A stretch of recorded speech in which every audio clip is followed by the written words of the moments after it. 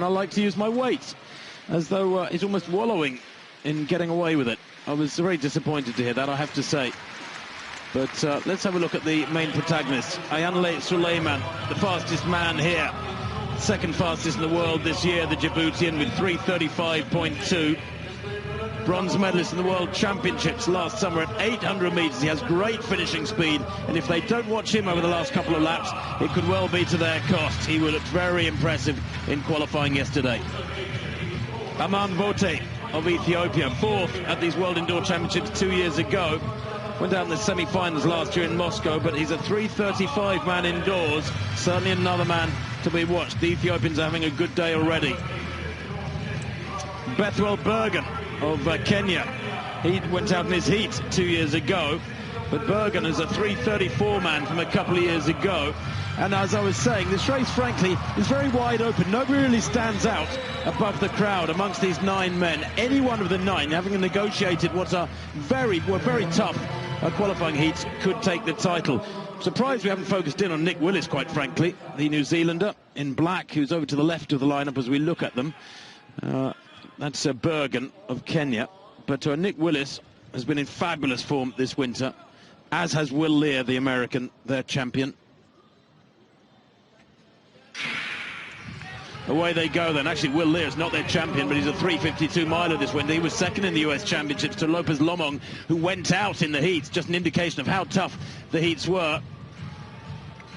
And Souleiman straight to the front after a very fast first 100 metres. On his shoulder is the Ethiopian Wote.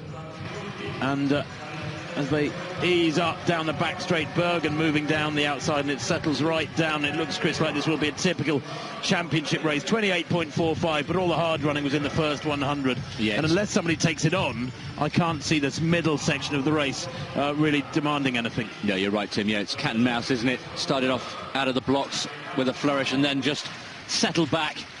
Vote, I was very impressed with him in the heats. Did a lot of the front running, controlled the race. Souleiman, as you say, that forward-leaning style from Djibouti will be so important in the latter stages with his finishing speed. And then another injection of pace there by Bergen, is it, the Kenyan? Well, Bergen tried to take the lead, and Souleiman responded immediately to hold pole position. Tries to do it again, and Bergen accelerates once more there, and they're playing a silly game here, these two, because it's very sapping to do that. But Souleiman surges again to keep Bergen off his shoulder. And in second place, he's determined to lead no matter what happens. And there was actual significant contact as they came down in front of us just now. But 600 metres in 1:28, another 29-second lap. And because Bergen, the Kenyan, in second place, is so determined to get to the front, so they have had to put in a couple of accelerations. The rest of them are just biding their time and staying out of trouble at them. And Will Lear, more so than anybody, right at the back there with 4 laps to go.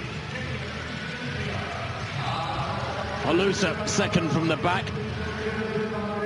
I was asked who I thought would win this race by our Polish commentator today, and I said I thought it would be the most patient athlete, and that is, in other words, those who just bide their time, let the racing happen in front of them, all the busyness, all the energy-sapping stuff for the first 2/3 of the race, and then gets into a good position with a couple of laps to go. Nick Willis is conspicuous in that black top, easing up into third place now on the outside with 3 laps to run. Still right at the back, wearing 400, is Will Lear, the American, with that ponytail and beard. 3:52 mile up this winter, winner of the Millrose Games, but he looks like he's struggling a little bit. Bit of daylight between him and the pack right now, with 1,000 gone in 2:29. Osbillen there, just taking the outside route, and I've been keeping an eye also on Iguida there, the defending champion. Iguida there, who was had to dig deep to get through to this final, but he's got a good position on the curb there in third place. Well, Souleiman has been allowed to hold that pole position throughout. I think I might have tried to mess up his game plan if I was one of the others. And now with 3:50 to go, and remember, he's the 800-metre specialist. He is into his own territory and will be growing in confidence. Has anybody done anything to try and defeat his race tactic, which has been so clear? And he comes towards the bell now, and Lear is right at the back. Halusa's gone, so is the German Vote. But as they come through now with 3:11 on the clock, Willis has got some running to do back in 5th place. The reigning champion Iguida in 3rd place from Morocco. Down the back straight, Souleiman kicking hard and trying to stay clear of the Ethiopian there. That's Wote.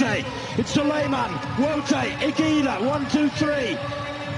coming round the final bend. It's Osbielan with Nick Willis run out of it now in 4th place, and he's been allowed to dictate affairs here, Souleiman, and he wins it pretty comfortably. A glance over his shoulder there, 3:37.54. It was a stubborn, aggressive way he ran the race, but nothing illegal or wrong with the way he ran it.